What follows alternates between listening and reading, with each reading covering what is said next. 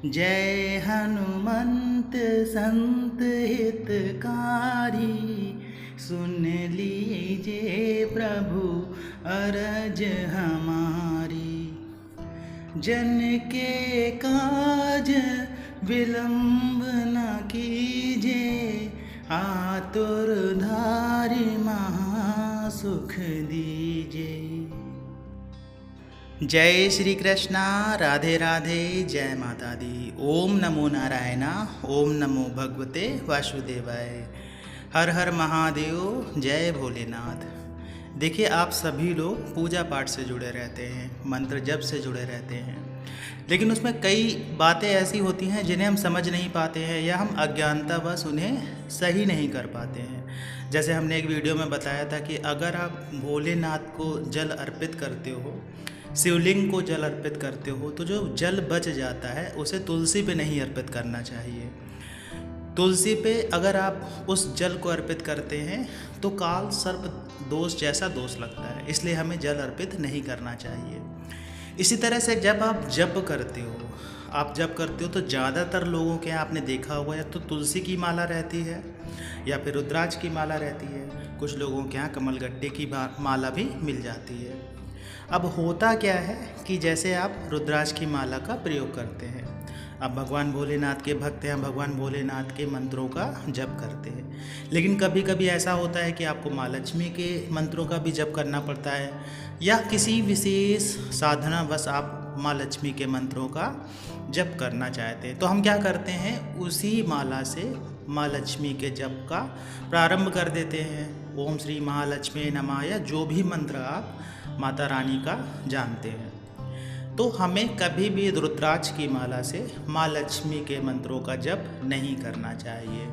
इसी प्रकार से अगर हम तुलसी के माला का प्रयोग करते हैं तो आप उससे माँ लक्ष्मी के मंत्रों का जप कर सकते हैं। कमलगट्टे की जो माला होती है उससे आप माँ लक्ष्मी का जप कर सकते हैं, लेकिन तुलसी की माला से अगर आप माँ लक्ष्मी का जप करते हैं तो वो शुभ माना जाता है, क्योंकि भगवान विष्णु को प्रिय है।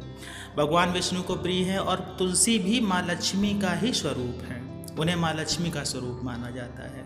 इसलिए तुलसी की माला से आप माँ लक्ष्मी का जप कर सकते हैं, लेकिन तुलसी की माला से आप भगवान भोलेनाथ का जप नहीं कर सकते, क्योंकि वो माँ लक्ष्मी का स्वरूप है। माँ लक्ष्मी के स्वरूप की माला से आप भगवान भोलेनाथ का जप नहीं कर सकते। अगर आप करेंगे तो आपको मंत्र का फल नहीं मिलेगा बल्कि दोष लगेगा, तो ऐसा भी नहीं करना चाहिए। अब होता क्या है कि हम मंत्रों का जप तो करना चाहते हैं और मंत्र का जप करते भी हैं। तो सबसे पहले अगर आप मंत्र का जप करते हैं तो भगवान गणेश जी के मंत्र की एक माला अवश्य कर लिया करिए। अगर आपके कोई गुरु हैं और उन्होंने आपको कोई गुरु मंत्र दिया है तो आप उनके मंत्रों का भी एक माला जप कर लीजिए, क्योंकि जब आप किसी भी भगवान या किसी भी साधना में मंत्रों का जप करते हैं तो गुरु की शक्ति भी आपके साथ में कार्य करती है। देखिए, जो आपका मार्गदर्शन करते हैं उनकी शक्तियाँ भी आपके साथ में कार्य करती हैं। अगर आप उन्हें हृदय से मानते हैं, आप उन पर पूरा विश्वास करते हैं, तो अगर उनके मुख से कोई मंत्र निकला है तो वो भी गुरु मंत्र के बराबर ही कार्य करता है। आप जिन्हें बहुत ज़्यादा मानते हैं, जिनके ऊपर आपको बहुत विश्वास है और आपको ऐसा लगता है कि उनकी बातें आपके जीवन में प्रभाव डालती हैं, तो उनके मुख से निकला हुआ कोई भी मंत्र आप गुरु के रूप में जप सकते हैं। अगर आपके पास में गुरु नहीं है तो आप भगवान भोलेनाथ का मंत्र को गुरु स्वरूप में जप सकते हैं। तो एक माला आपने गणेश भगवान की कर ली, उसके बाद में एक माला गुरु की कर ली, उसके बाद में आपको जो आपके मेन मंत्र होते हैं उनका जप करना चाहिए। जैसे आप 11 माला जप कर रहे हैं, 11 माला जप किया तो दशांश हवन होता है। तो दशांश हवन अगर आप नहीं कर पाते हैं तो आप क्या करिए, एक माला एक्स्ट्रा जप लीजिए। जैसे आपने 11 माला भगवान भोलेनाथ के जप किया ओम नमः शिवाय का, और उसके बाद में एक माला आप हवन के नाम से जप कर लीजिए। अब मेन बात क्या आती है, जो आप ज़्यादातर लोग कर लेते हैं कि उन्होंने जप किया। पहले तो बहुत सारे लोग ऐसे होंगे जो ये सोचते होंगे कब माला ख़त्म हो, उनका पूरा ध्यान माला पे ही रहता है कि कब सुमेरु आ रहा है, कब 10 हो गए, 9 हो गए, नहीं 11 माला हो गई। मन में ऐसा विचार चलता रहता है। तो देखिए, जप का फल तब तक नहीं मिलता जब तक आपकी जो श्रद्धा है गिनती पे अटकी रहती है। और जब धीरे धीरे आप जप में बहुत ज़्यादा व्यस्त हो जाते हैं, आप काफ़ी पुराने साधक हो जाते हैं, तो ये चीज़ें अपने आप ही आपके जीवन से ख़त्म हो जाती हैं। इसे कोई ख़त्म करने की कोई आवश्यकता नहीं होती है।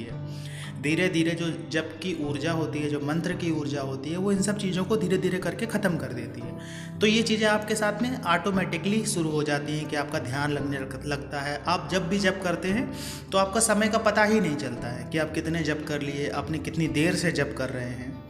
तो अपने ध्यान को जप पे लगाइए, ना कि गिनती पे लगाइए। इसीलिए माला का प्रयोग किया जाता है कि अपने आप ही सुमेरु आ जाएगा तो पता चल जाएगा कि 108 जप हो गए।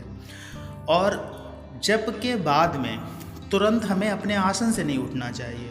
अगर आप आसन से उठ जाएंगे तो क्या होता है कि हमारा जो ऑरा होता है वो सक्रिय अवस्था में आ जाता है। जब भी हम मंत्र का जप करते हैं, मंत्र का जप करते हैं तो ऑरा सक्रिय अवस्था में होता है, और जो मंत्र की ऊर्जा होती है वो आपके ऑरा में जो सर्कुलेशन हो रहा होता है, ऑरा का, एनर्जीज का, उसमें सर्कुलेट होती रहती है। तो जैसे ही आप ज़मीन पे पैर रखेंगे वो एनर्जी ज़मीन में ट्रांसफ़र हो जाती है। तो उस एनर्जी को आपको संचित करना है अपनी जीवात्मा में। उसके लिए थोड़ा समय चाहिए होता है।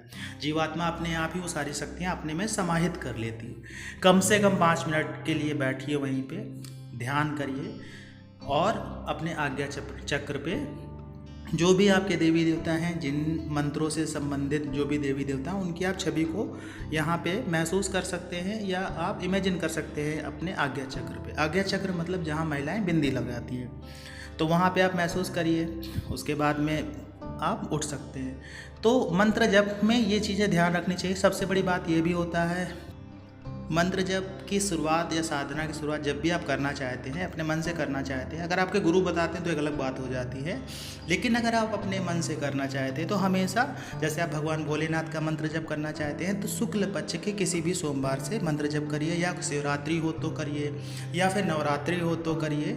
तो किसी अच्छे समय से अगर आप मंत्र के जप की शुरुआत करते हैं तो मंत्र का प्रभाव बहुत जल्दी मिलने लगता है, मंत्र जल्दी जागृत होने लगता है।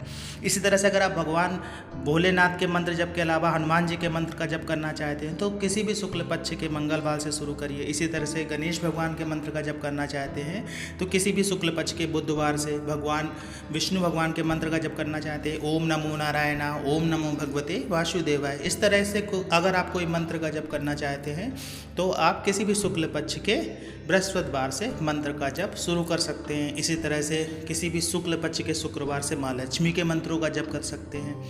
तो अगर आप अच्छे समय पे किसी भी मंत्र का जप शुरू करते हैं तो उस मंत्र का प्रभाव बहुत ज़्यादा होता है। जब भी मंत्र जप करते हैं तो आज्ञा चक्र पे आपको खिंचाव महसूस होने लगेगा। कुछ ही दिन में वो मंत्र का असर होता है।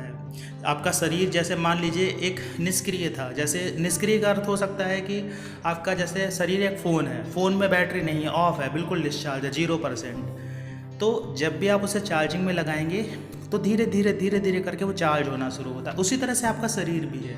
जब आप मंत्र जप करना शुरू करते हैं तो धीरे धीरे करके वो चार्ज होना शुरू हो जाता है। उसके बाद में ये आपके जप पे निर्भर करता है कि आप अपने एनर्जीज को कितनी जल्दी बढ़ा पाते हैं, कितनी जल्दी मंत्र में ऊर्जा ला पाते हैं। जैसे चार्जर पे डिपेंड करता है ना, कोई चार्जर बहुत जल्दी चार्ज कर देता है, कोई चार्जर सुबह शाम तक लगाए रहो चार्ज ही नहीं कर पाता है। उसके बाद बैकअप के ऊपर होता है कि कोई फ़ोन जो है बहुत ज़्यादा देर तक बैकअप रखता है, कोई कम देर तक।